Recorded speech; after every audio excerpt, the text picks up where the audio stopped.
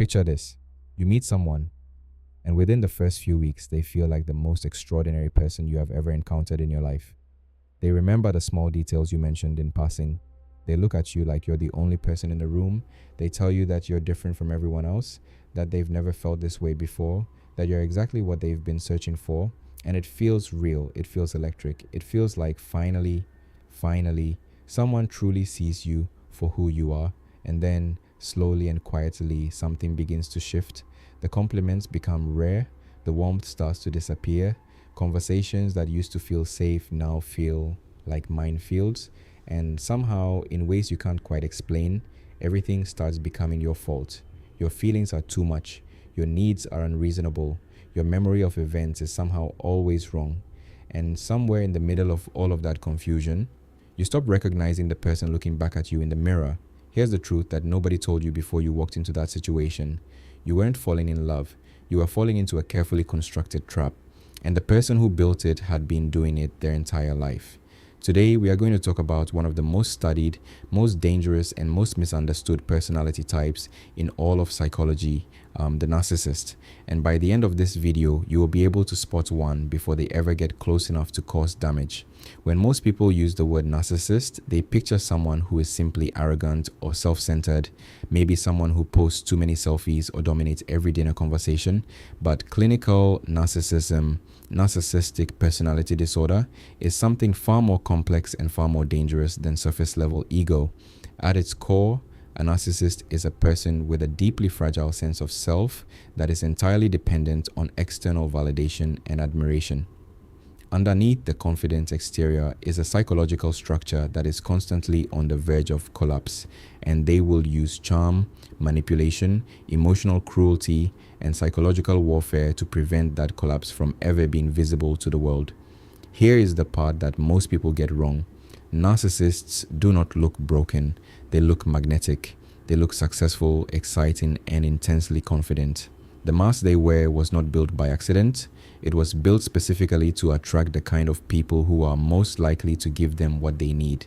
Empathetic people, generous people, emotionally intelligent people who believe in seeing the best in others.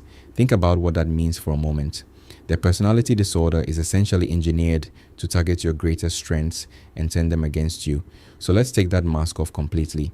Here are the signs, the real ones, that tell you exactly who you are dealing with. In the early stages, this can be easy to miss because it is wrapped in what feels like passion and openness.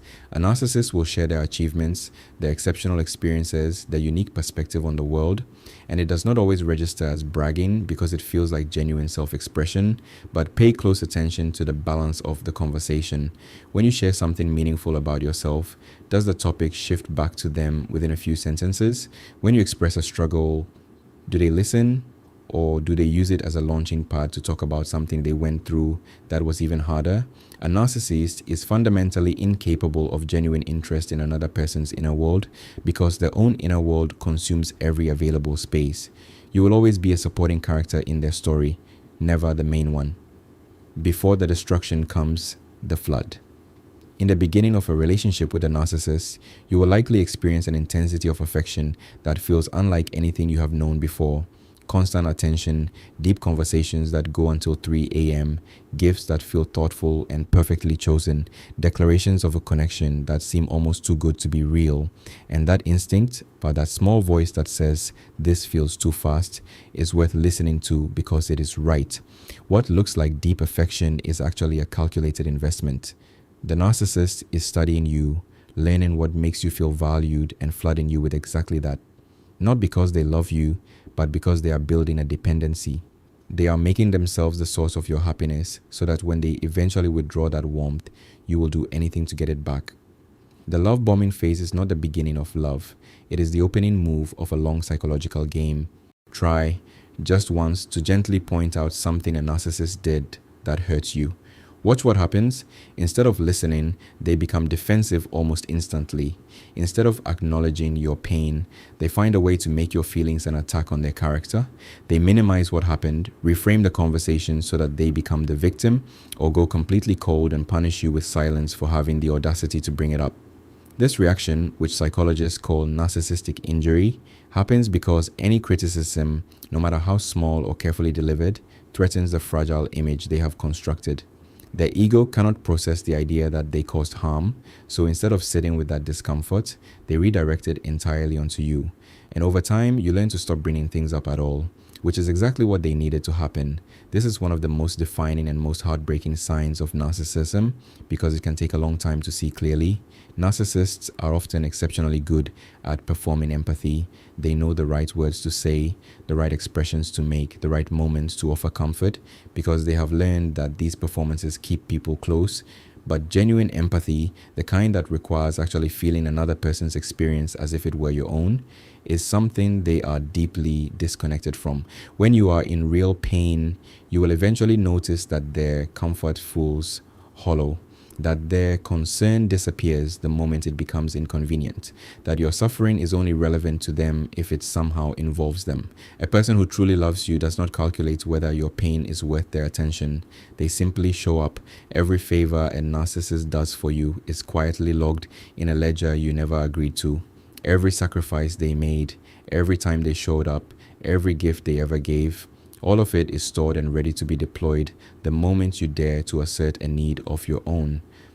After everything I've done for you is one of the most common phrases in a narcissist's emotional vocabulary because it transforms every act of generosity into a debt and every relationship into a transaction. And the terms of that transaction are always in their favor, always shifting, and never clearly defined until they need to use them. Genuine love does not keep score. It gives freely and without conditions.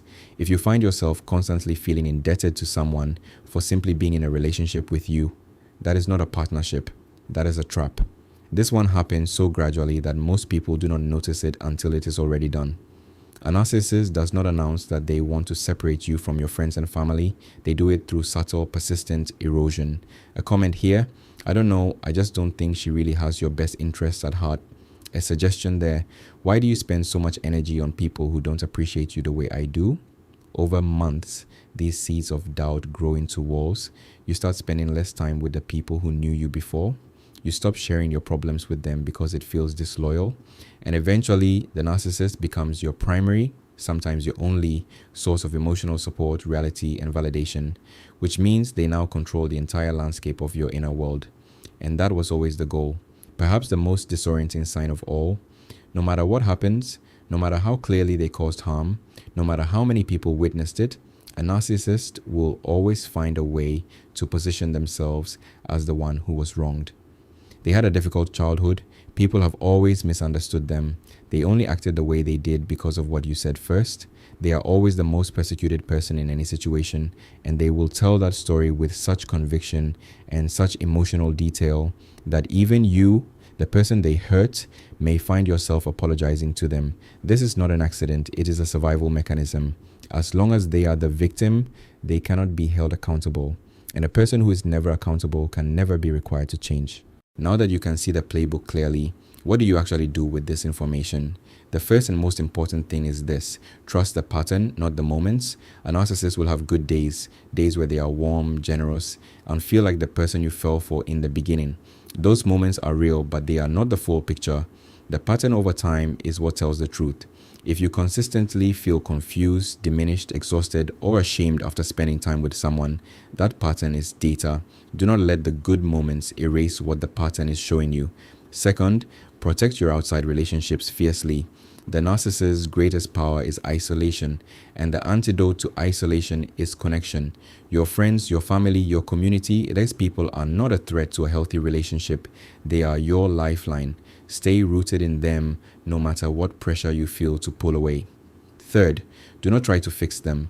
This is the hardest one for empathetic people because empathetic people genuinely believe that with enough love and patience, they can reach the wounded person underneath. But narcissistic personality disorder is one of the most treatment-resistant conditions in psychology. Not because narcissists cannot change, but because changing requires acknowledging that something is wrong, and that acknowledgement is the one thing their entire personality structure is built to avoid. You cannot love someone into becoming a safe person.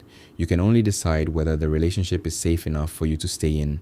And finally, if you recognize yourself in this video, not as the narcissist, but as the person on the receiving end, please hear this clearly. The confusion you feel is not weakness. The self-doubt is not stupidity. You were targeted precisely because of your capacity for love, your willingness to see the best in people, and your patience. Those are not flaws. They are extraordinary qualities that were exploited by someone who did not deserve them. Narcissism thrives in confusion. It survives because its victims spend years questioning their own reality instead of questioning the person causing the damage. But awareness changes everything. The moment you can name what is happening, the spell begins to break. You are not too sensitive, you are not the problem, and you are not alone. If this video helped you see something more clearly, drop a comment below and tell me which sign hit closest to home. I read every single one, and your story matters. Subscribe if you want to keep understanding the psychology behind the people and patterns in your life, because this is just the beginning.